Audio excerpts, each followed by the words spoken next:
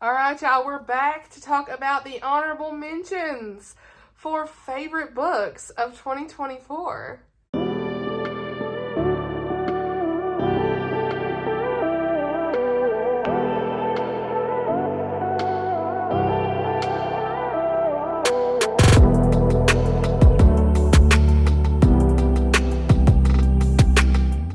Okay, you guys, so I thought I would do this video. I'm going to set the books down the best I can.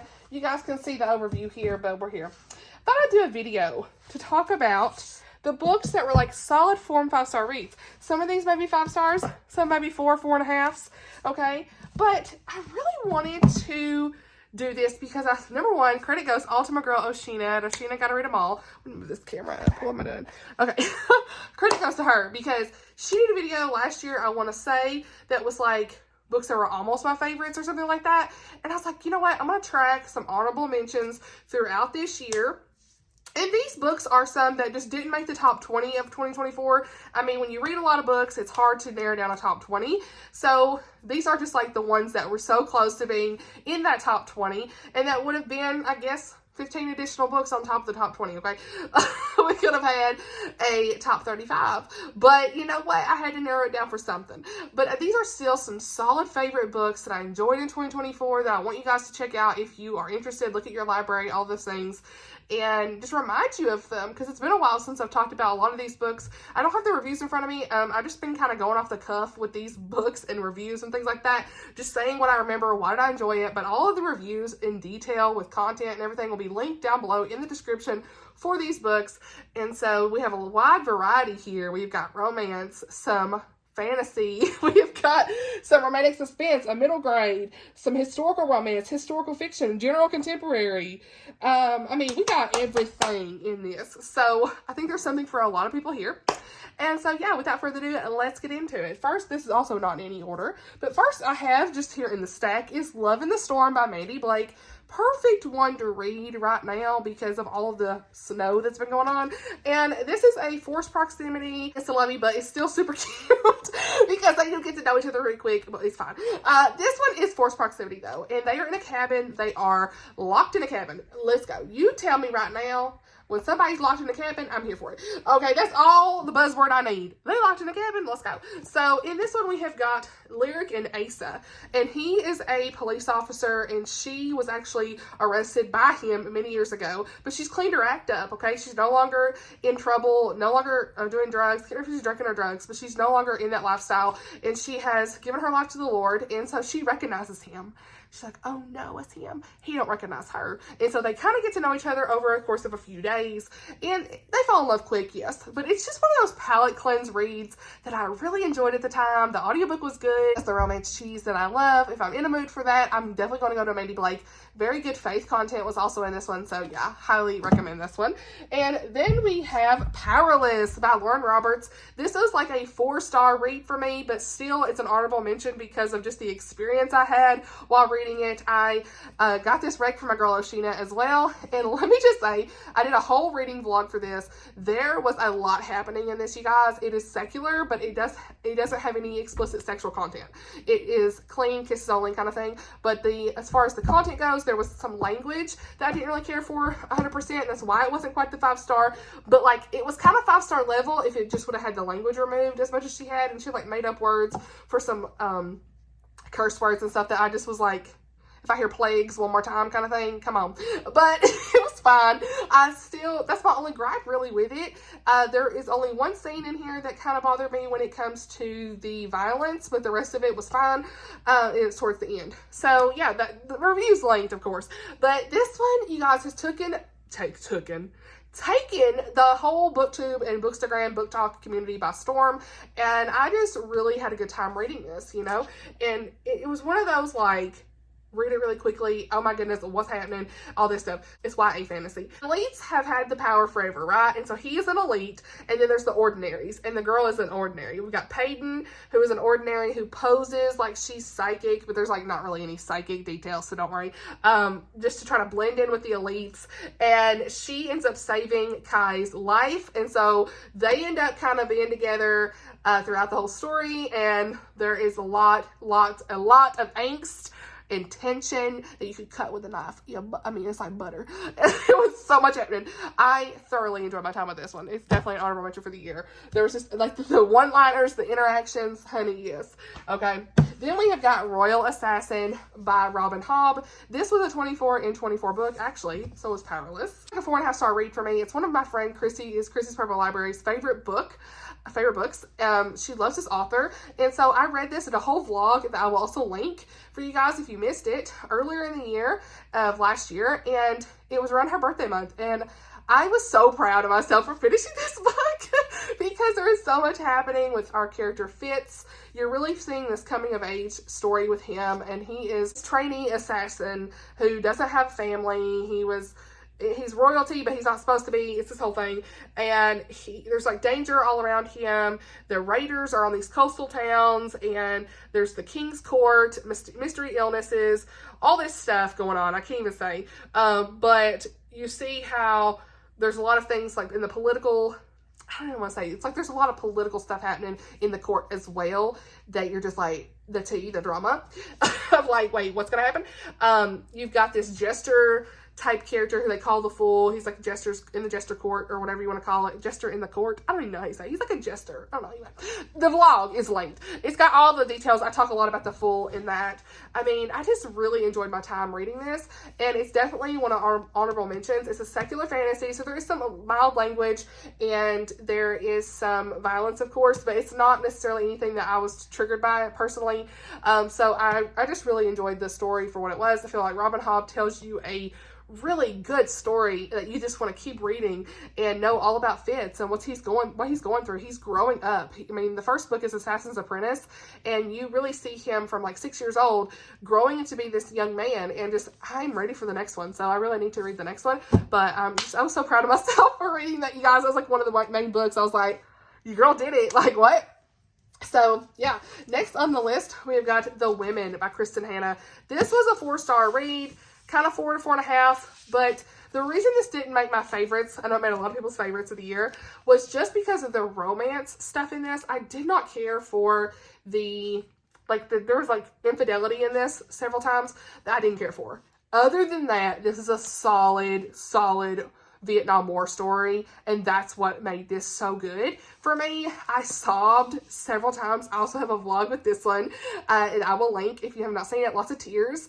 Kristin Hannah told this beautiful story of the women who were nurses in Vietnam, and like it was just a real raw emotional story of coming home from the war. There was a lot of things about the Vietnam War that I did not even know about these women, and I learned a lot from this.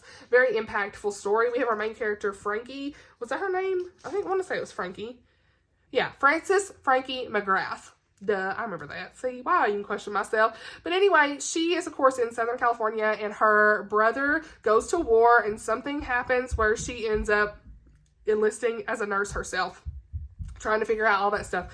And so she joins the Army Nurse Corps, and you see her and her friends, these young women that are on the front lines in the war itself, and just a lot of medical details are in this. I have a whole review with all the details of what's in this for content, but it wasn't too much for me because it was real. It was real, raw, important, but if you are someone who has issues with language, because there is wartime language in this, then, the Lord's Name in Vain is in this book a few times.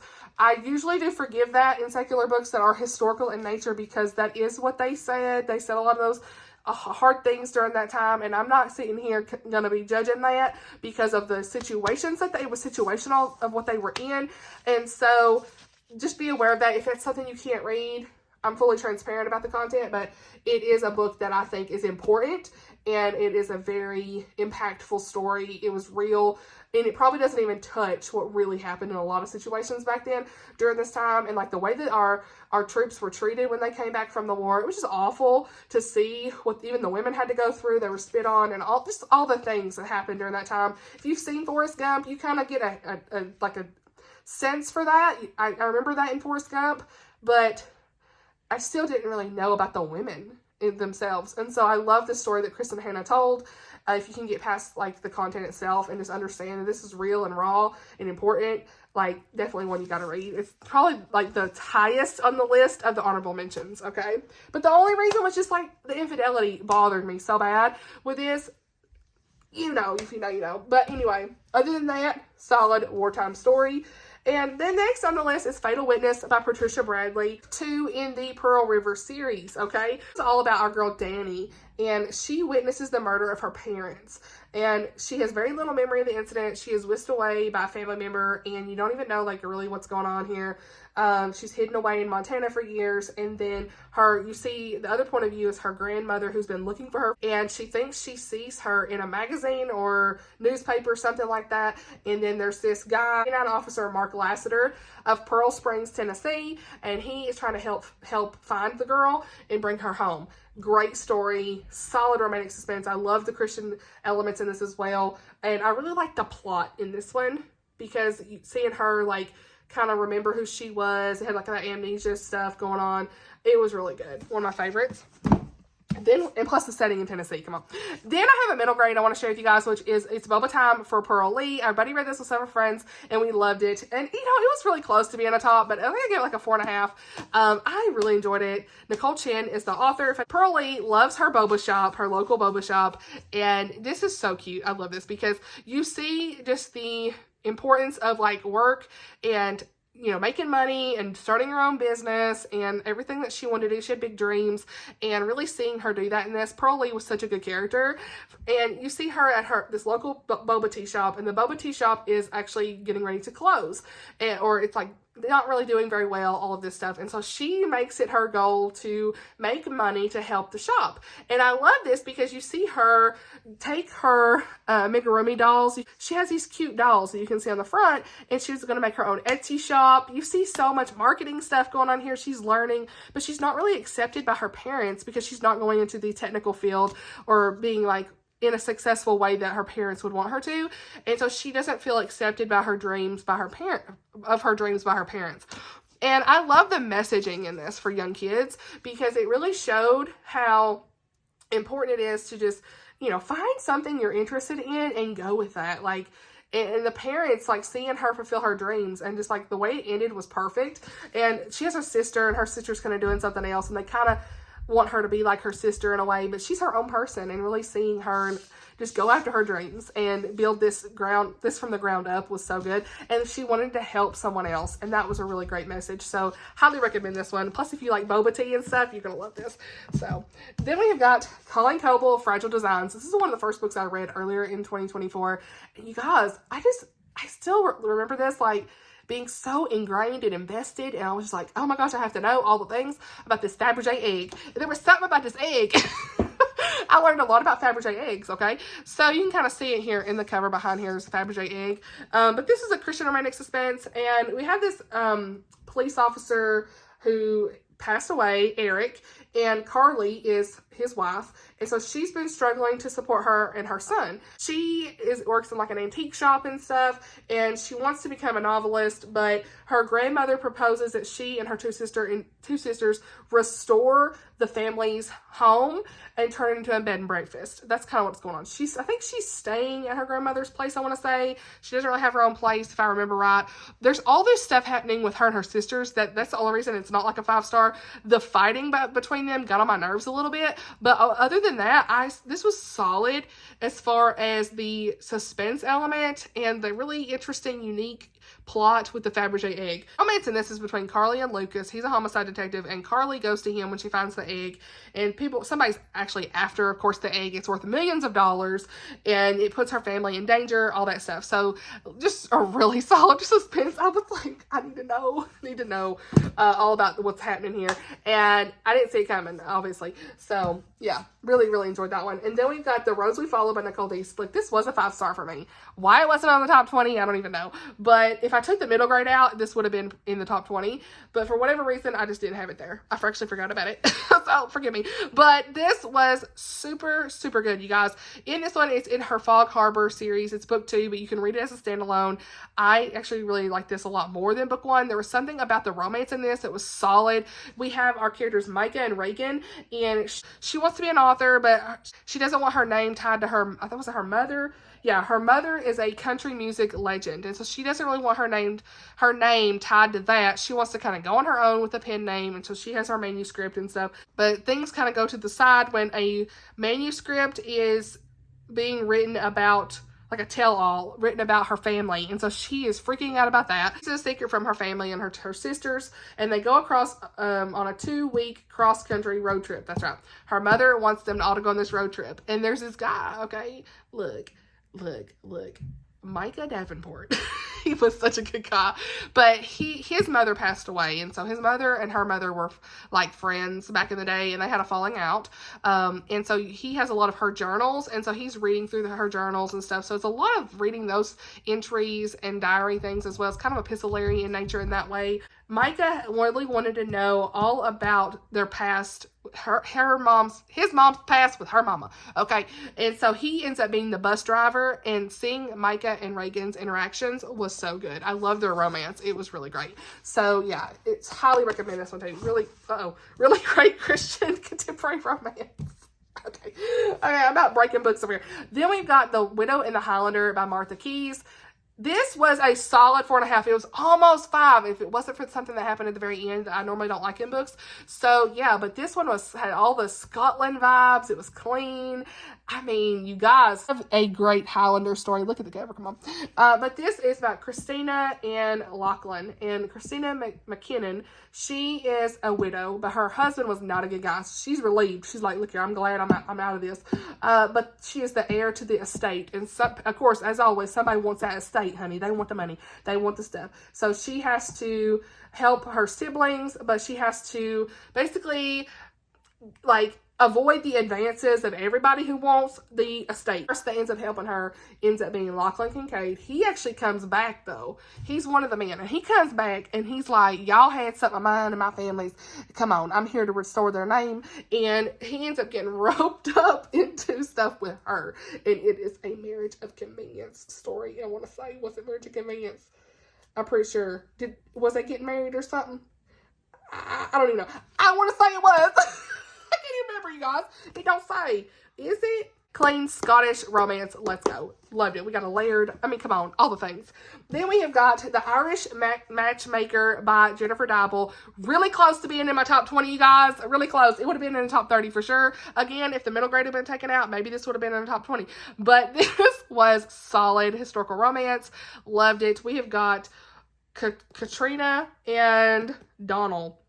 Okay, so in this one, Katrina, she is no stranger to the business of love. She sees it as her ticket away from the sleepy village that only comes from the annual matchmaking festival. And Andrew, who is son of Lord Osborne, he comes in, and he is upset by a failed matchmaking setup. She seizes the opportunity to make a better match for herself. But what she doesn't plan for is cattle farmer Donald comes in. His wife has passed away, and him and his daughter, they're kind of on the farm by themselves, and he's very shy. He lacks social graces, and so she starts to help him. Well, then she starts realizing that she has eyes for him. So it's like, uh-oh, what's going on? So it was super good. The way that Jennifer did it was done very well. Then we have got Sugar Birds by Cheryl Gray Bostrom, and this is one I read for review too, and this is one that I think I gave like a 4.5 star to, but this has an autistic character that I really enjoyed reading about. We've got the beginning of their interactions, and then there's another book, Leaning on Air, that had their marriage details. So I kind of went backwards. I read Leaning on Air first, and I really liked that one too. Sugar Birds, is the one I have a physical copy of, but I really enjoyed seeing like the beginning of all of this. And so in this one, I think the plot in this one was more so my favorite than Leaning on Air. But okay, if you want a book that has an autistic character, highly recommend this one and Leaning on Air both. But this is set in Washington State in 1985, and we've got Harris Hayes and his daughter Aggie. And so the Aggie ends up setting their house on fire, and she goes missing in the woods. And then you see the characters from Leaning on Air, Celia and Burnaby, and they are helping with all of this. And so you get to see like how they come together and all of this stuff. And there's like a little bit of a suspense element and just a smidge. So seeing Burnaby, he's the autistic character, and Celia is his love interest. Seeing their characters and the way he processed data and just like processed through things is just really well done. Now look, If the Boot Fits should have been on the top 20 and it wasn't.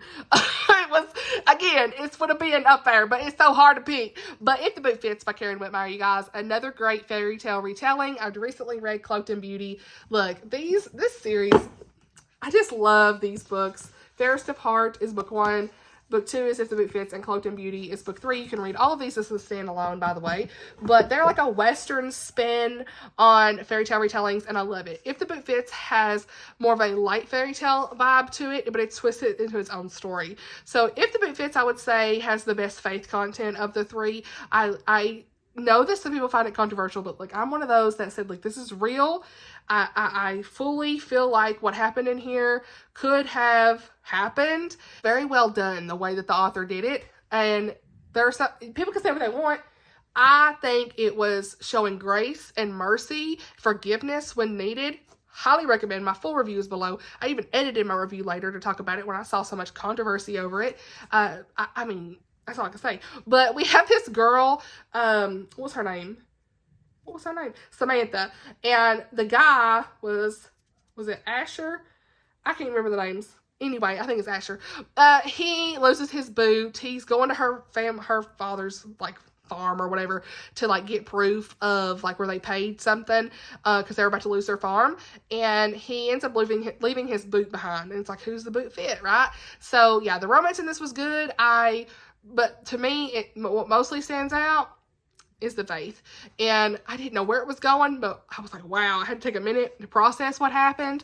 And I just really feel like this had really good faith elements in it and showed the love of the Lord and forgiveness. And it was like very interesting the way that Karen told the story. So highly recommend this one too. And then we've got 3 more, you guys. Dangerous Beauty by Melissa Coslin. 4 to 4.5 stars. The only reason this wasn't a favorite is just because I wanted more explained with the male character. It's almost like she ran out of pages to explain that. Like kind of his faith and everything and that went on there, and him processing through some of the hard things that had happened in his past. But Liliana and Merrick are our characters, and this is a trafficking situation where he ends up helping her get out of that situation. There's a marriage of convenience so that he can like save her from the situation she's in.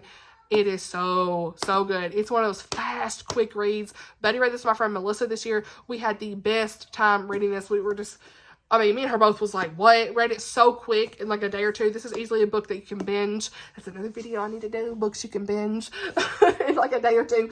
This is one. And it's something about the way that Melissa tells the story of you just like, I need to know all the things. It was very fast paced. And it brought light to a hard situation and hard topic that is truly happening in our world today. And the way that Melissa handled it was very well done, in my opinion. So then we've got Reputation at Risk by Martha Keyes. This was really close, but it's like a 4, 4.5. I really enjoyed it. I want to read the next one. This is Anthony and Charlotte. It's giving Clean Bridgerton, is it not? It's like that Regency element here, and we have them kind of like enemies to lovers in a way, if I remember, because like I don't think they really get along, if I can remember right, because their banter was so funny. That's right, their banter was killing me. I was rolling. I was messaging Tammy and be like, girl, this book. So yeah, there is I don't know if there was like fake engagement or fake dating, maybe. Is that what was going on? I can't even remember. But I just remember really loving this book. There was something about the way that they were interacting that was just hilarious. So yeah, there's like scandal from back in the time, all this stuff. It's clean, love it. The last one on my list, which is really close to favorite of the year, it's a 4.5 star read, is The Summer of Yes. I want to say I even rounded it up to 5. I can't remember on Goodreads, but lots of tabs. You can see. I wasn't actually even planning on reading this, but I was hearing so many good things. So I'm so glad I picked it up because there was something about the way that she told this story that was impactful. We see these two women, totally different times in their life. One is having kidney failure and they're in the hospital, and the other one's just having surgery. And you see how they come together and they have this summer of yes. They're going to say yes to the things that they want to, that they should say yes to, and just put everything to the wayside, and they live life, and it's beautiful. I teared up several times in this one. And I want to say, I talked about this in a vlog, I can't remember, but it was just a really good one. The romance in here was good between one of the girls and, like, the lady's son, who didn't really have anything to do with her, like, she didn't have anything to do with her family, basically, because she was all involved in work, and she regrets that because she put her work before her family, and now she's dying from kidney failure or something? I can't remember, but she was having a lot of regret. And then our younger girl, what was her name? Kelsey? Yeah. The older lady was Georgina. The lady who was dying was Georgina. And then Kelsey was the character who was, like, really seeing things for the first time in her life and realizing that she didn't need to be realizing what she needed to say yes and no to, and putting boundaries up, and how important it is to take care of yourself, and how important it is to really love the people that are in your life. It was so good. And the romance between them was so good. I love the romance in here. Love these books. Highly recommend you check them out. The reviews, again, will be linked, all of those things. What were some of your honorable mentions, maybe, if you have any? Do you just try to pick your favorite top 10, top 20? I'd love to know, like, how people do that, because it's really hard when you read a lot and you have so many favorite books that you enjoy. I think this year I'm really going to try to be a stickler on them 5 stars, but I will probably keep track of some honorable mentions again and do this next year. So thank you, Oshina, for the video idea from last year, or for 2023, because this was just a wonderful idea to kind of keep track of some that were really close to favorites that are books I still want to recommend to you guys. So yeah, thank you so much for watching, and I'll see y'all in the next video. Bye, y'all.